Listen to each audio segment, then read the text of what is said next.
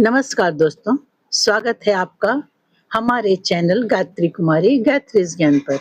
आज हम लोग ऋग्वेद प्रथम अष्टक प्रथम अध्याय का ही सूक्त 2 पढ़ेंगे।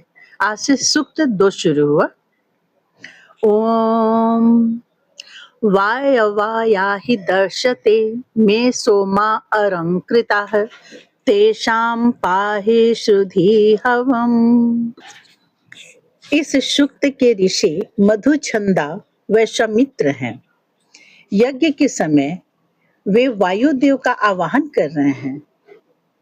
दोस्तों, सूक्त 1 में अग्नि देवता को आवाहित किया गया था। आवाहित करना यानी बुलाना, बुलाया गया था अग्निदेव को और उनको प्रसन्न करने के लिए अग्नि देवता की विभिन्न तरह से स्तुति की गई है।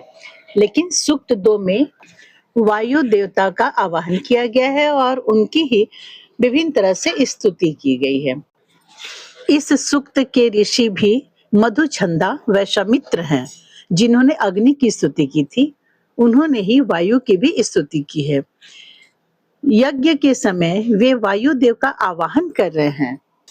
ऋषि कहते हैं कि हमने पूरी श्रद्धा, शुद्धता और विधि के अनुसार सोम तैयार किया है। कृपया आप पधारें, इस यज्ञ को स्वीकार करें। दोस्तों, देखिए, यहाँ एक गहरा आध्यात्मिक संदेश भी छिपा है।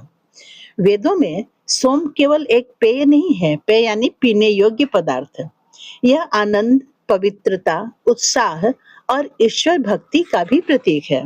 इसी प्रकार वायु केवल हवा नहीं, बल्कि जीवन देने वाली प्राण शक्ति के प्रतीक है।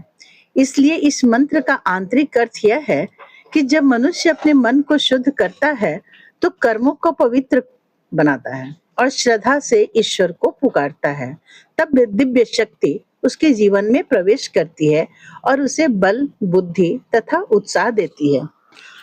ऋग्वेद की ऋचाएं हमें अनेक शिक्षा देती है जो हमारे जीवन के लिए बहुत उपयोगी है।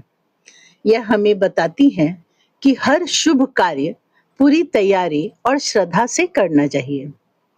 ईश्वर को बाहरी आडंबर नहीं, बल्कि निर्मल हृदय प्रिय है। वायु हमारे जीवन का आधार है, इसलिए हमें पर्यावरण की रक्षा करनी चाहिए। शुद्ध मन से की गई प्रार्थना कभी व्यर्थ नहीं जाती।